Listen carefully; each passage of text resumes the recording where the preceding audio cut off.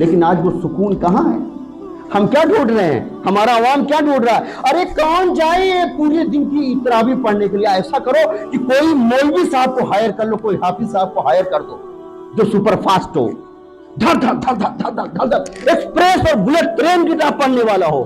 اور پھر کیا ہوتا ہے؟ نہ اس کو سمجھ میں آتا ہے، نہ سننے والوں کو سمجھ میں آتا ہے، کام ختم ہو گیا۔ اپنا بزنس چالو ہے، دھندے کو متاثر نہیں کر رہا ہے۔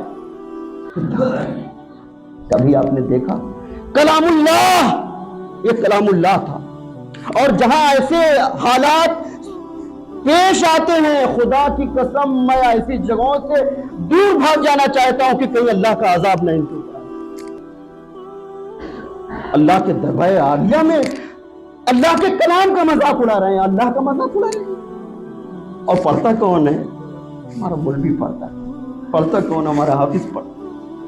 اور پھر اس سے بڑھ کر سوچے تو بھائی 10 دن والے میں چلے جائیں گے، بقیہ اپنا بزنس جمع رہے گا، 20 دن کا معاملہ رہے گا، شاپنگ مال بھی ہوتی رہے گی، بچے گھومتے بھی رہیں گے۔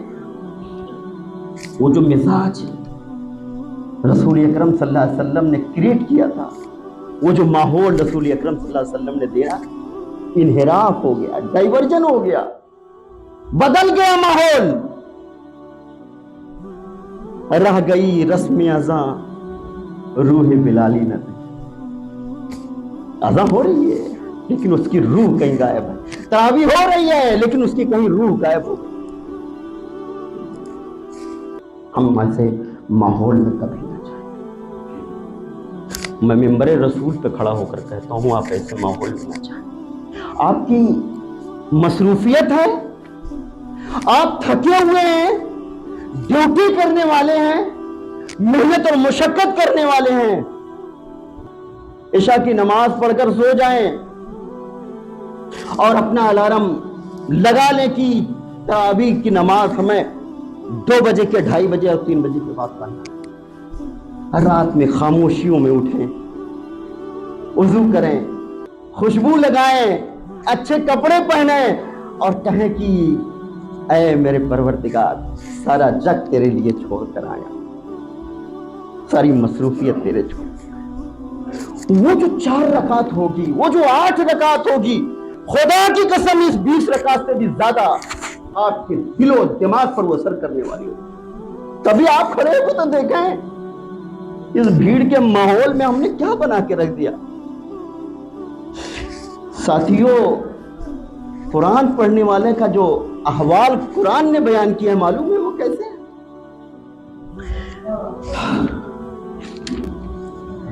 ترى أعينهم تفيض من الدم مما عرفوا من الحق۔ یہ قرآن بیان کر رہا، میں نہیں بیان کر رہا ہوں۔ جب انہوں نے، جو حق پرست لوگ تھے، جب انہوں نے قرآن کو سمجھا، اللہ کی باتوں کو سنا اور جب سمجھا، ان کی آنکھیں چھلک پڑی، آنکھوں سے آنسو جاری ہو۔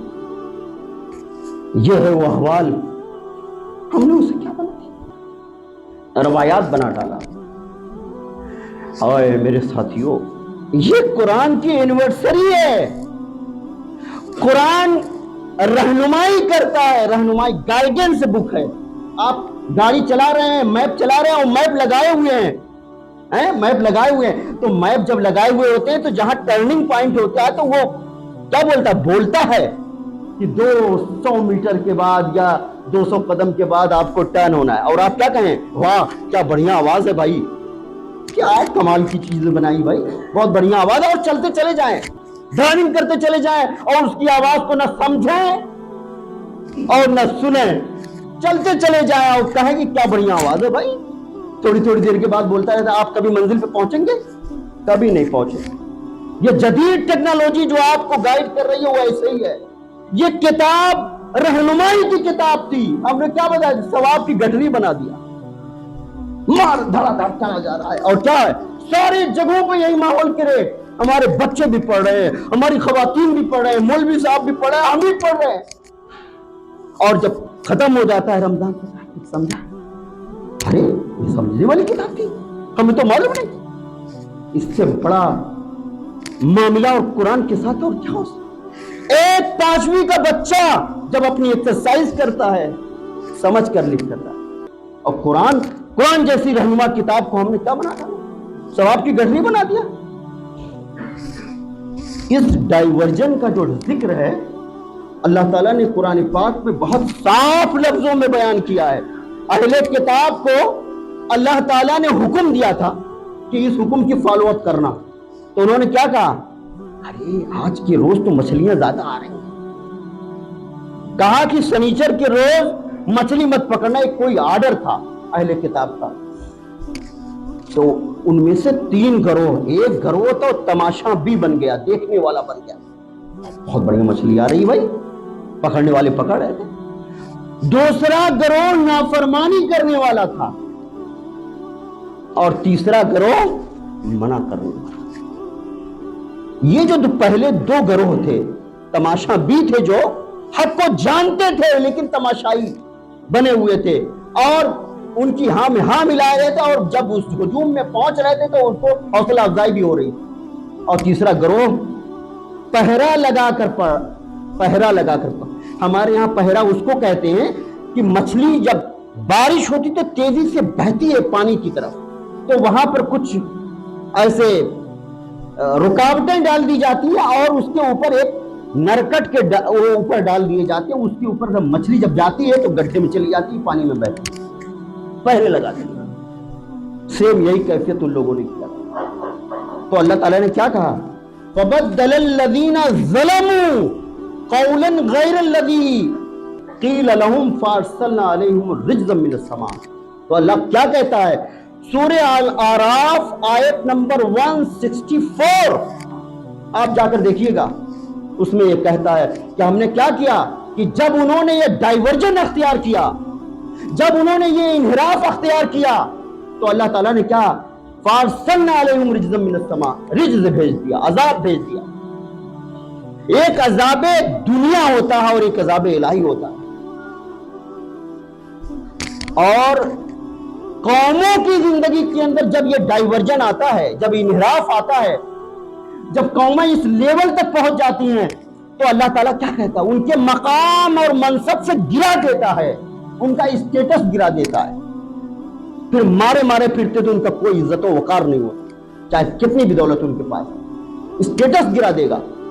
آپ سوچیں، غور کریں کہ امت مسلمہ کا اسٹیٹس کیا ہے پوری دنیا کے، عالمی دنیا کے اوپر گفتگو کرتے تھے، پھر اس کا ایک جگہ تذکرہ نہیں ہے۔ فَبَدَّلَ الَّذِينَ ظَلَمُوا قَوْلًا غَيْرَ الَّذِي قِيلَ لَهُمْ۔ اللہ تعالیٰ دوسری جگہ سورہ بقرہ آیت نمبر 59 میں بیان فرماتا ہے یہی سیم واقعہ۔ تو آپ سوچیں، اور ڈائیورجن ہوتا کیسے ہے؟ ڈائیورجن آپ دیکھ رہے ہیں کہ گاڑی پٹری پہ چل رہی ہوتی ہے اور ٹریک بدلنا ہوتا ہے تو بہت پٹری کو رگڑ کر اس کے قریب کر دیتے ہیں، پٹری کو پٹری سے قریب کر دیتے ہیں، اور چلتی ہوئی ٹرین اس ٹریک سے ہٹ کر اس پر چلی جاتی ہے، پورا انجن، پورا ڈبہ، اور ہو سکتا ہے کہ آپ کو نارتھ سے ساؤتھ میں پہنچا دے۔ یہ ڈائیورجن ہوتا ہے۔ ہماری پوری قوم کا یہی حال ہے، ہم جس ٹریک پر چلے جا رہے ہیں ہمیں پتہ نہیں، اتنا لطیف، اتنا باریک ڈائیورجن ہوتا ہے۔ تو اے میرے عزیز نوجوانوں، میں آپ سے جو کہنا چاہتا ہوں، رمضان المبارک کی جو آمد ہے اس میں ہمیں یہ فیصلہ کرنا ہے، اس میں ہمیں سوچنا ہے کہ ہمارا یہ رمضان کیا اسی طریقے سے گزرے گا جیسے پہلے گزرا تھا، یا ہم اپنے اندر کوئی چینجنگ لائیں گے، کوئی تبدیلی لائیں گے، یہ آپ کو فیصلہ کرنا ہے۔ اور اگر میری بات آپ کے سینوں میں اترتی ہے تو اس کو اپنے سینوں تک محدود مت رکھیں، جائیے اپنے سماج میں، اپنے معاشرے میں، اپنی سوسائٹی میں، اپنے بچوں کو، اپنی نسلوں کو، اپنی خواتین کو بتا دیجئے کہ ہم رمضان المبارک جو گزاریں گے وہ عام رمضان المبارک کی طرح نہیں گزاریں گے، ہم تبدیلی لائیں گے، ہم پڑھیں گے اور ہم سمجھیں گے، کیونکہ اللہ کو مقصود کوانٹٹی نہیں، کوالٹی مطلوب ہوتی ہے۔ ہم کوانٹٹی میں پڑھ جاتے ہیں، تعداد بڑھا رہے ہیں، ہماری نمازوں میں کوالٹی نظر نہیں آتی، اور جس دن ہم اپنے نمازوں کے اندر کوالٹی پیدا کر دیں گے، ہمارے دل کی کیفیت بدلے گی. ہمارا رمضان وہ رمضان نہیں ہوگا، کچھ ایک نیا رمضان ہوگا. ہم چاہتے ہیں میرے عزیز نوجوانوں کہ اسی طریقے سے رمضان المبارک ہمارا گزرے، تاکہ ہم اللہ کے کلام کو سن سکیں، اللہ کے کلام کو سمجھ سکیں، اللہ کے پیغام کو سمجھ سکیں، اللہ کی رہنمائی کو ہم معلوم کر سکیں. اقول قولی ھذا واستغفر اللہ لي ولكم ولسائر المسلمین. بارک اللہ لنا ولکم فی القرآن العظیم ونفعنا وإياكم بالآیات والذکر